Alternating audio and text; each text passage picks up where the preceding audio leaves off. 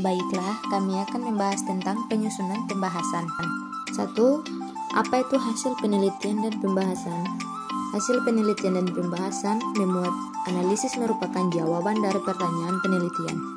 Pembahasan berkomentasi tekanan pada hubungan antara interpretasi hasil dengan teori yang digunakan dalam penelitian ini. Tidak ada ketentuan maksimal atau halaman. Bagian ini, pembahasan hasil penelitian secara esensial merupakan sintesis penelitian melalui penghakiman profesional dan peneliti. Hasil peneliti memuat data hasil penelitian yang relevan dengan tujuan tugas akhir. Data hasil penelitian diperoleh dari hasil wawancara dan survei yang dilakukan langsung di lapangan dan studi pustaka yang penulis lakukan secara bertahap dan berkelanjutan untuk mendapatkan data yang sesuai dan benar-benar relevan.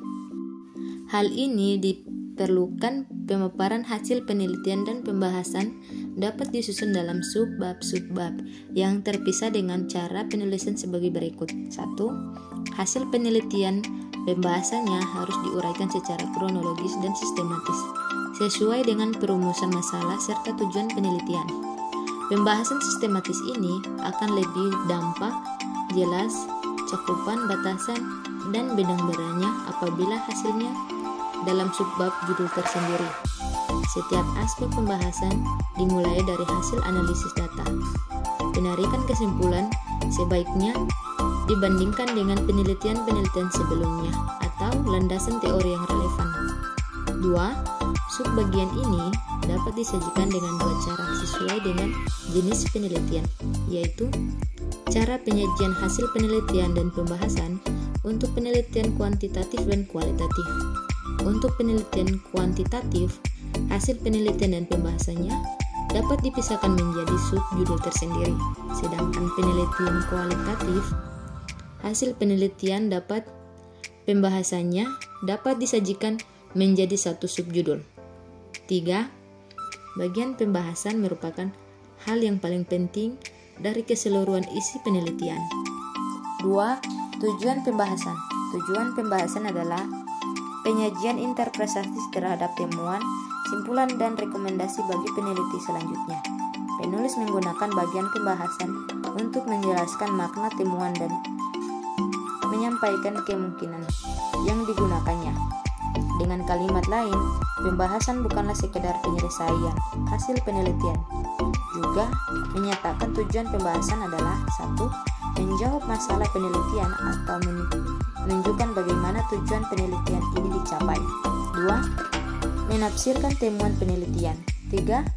Menginterpretasikan temuan penelitian ke dalam kumpulan penelitiannya yang telah dipetahkan. 4. Memodifikasi teori yang ada, menyusun teori baru. Dan yang kelima, menjelaskan hasil penelitian termasuk keterbatasan penelitian. 3. Kriteria pembahasan hasil penelitian. Bagian pembahasan yang baik berisi unsur-unsur terkait antara lain 1. Tinjauan tentang hasil penelitian yang penting. 2. Pertimbangan mengenai hasil penelitian ditinjau dari studi peneliti yang ada. 3. Implikasi mengenai studi tentang teori baru ini kecuali dalam studi terapan yang murni. 4. Pengamatan yang cermat tentang hasil penelitian yang tidak berhasil, mendukung atau hanya sebagian mendukung hipotesis Anda. 5. Keterbatasan penelitian yang mungkin mempengaruhi validasi atau pengeneralisasi hasil-hasil penelitian. 6. Sarana untuk penelitian lebih lanjut. Dan 7. Implikasi penelitian bagi bidang profesional atau bidang terapan. Boleh ada, boleh tidak. 4. Kegiatan penyusunan hasil penelitian dan pembahasan. Kegiatan yang dilakukan dalam penelitian pada bab hasil penelitian dan pembahasan meliputi 3 hal antara lain sebagai berikut. 1. Deskripsi data penelitian. Yang dimaksud dengan deskripsikan data adalah menggambarkan data yang ada guna memperoleh bentuk nyata dari responden, sehingga lebih mudah dimengerti peneliti atau orang lain yang terkait dengan hasil penelitian yang digunakan. 2. Mengunjungi hipotesis. Mengunjungi hipotesis ini bermaksud untuk menentukan posisi penulis yang berkaitan dengan permasalahan yang dibahas. 3.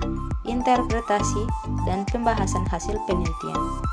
Langkah selanjutnya dari hasil penelitian dan pembahasan adalah menginterpretasikan dan pembahasan hasil penelitian dengan langkah-langkah berikut. B. Menyajikan hasil penelitian. 1. Tinjauan umum hasil objek penelitian.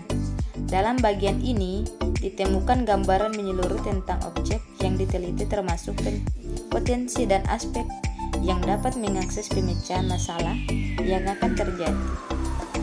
Jika bila yang dikaji masalah-masalah manajemen, maka yang akan kaitannya dengan manajemen saja dan yang bisa dikaitkan oleh ilmu manajemen saja.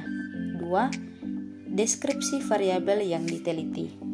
Uraikan deskripsi objek atau gambaran setiap variabel yang diteliti dan disajikan data dalam bentuk tabel menarik, diagram atau bentuk lainnya, dan bunyikan data tersebut dalam bentuk naratif. 3.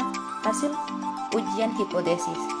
Ungkapan hasil ujian hipotesis secara statistik, misalnya dengan menggunakan hasil ujian atau hasil ujian lainnya. Penyajian hasil uji statistik bisa dalam model matematik, tabel, bagan, grafik, atau diagram. 4. Interpretasi data hasil penelitian. Dalam bab ini juga dapat dihasilkan rangkuman secara ringkas dan terpadu sejak dari persiapan sehingga penelitian berakhir. C. Menyajikan pembahasan hasil penelitian. Dalam bidang pembahasan ini berisi pembahasan hasil penelitian baik secara teoritis maupun empiris, yang kemudian disintesiskan dengan hasil penelitian terlebih dahulu untuk mencari konvergensi dan divergensinya.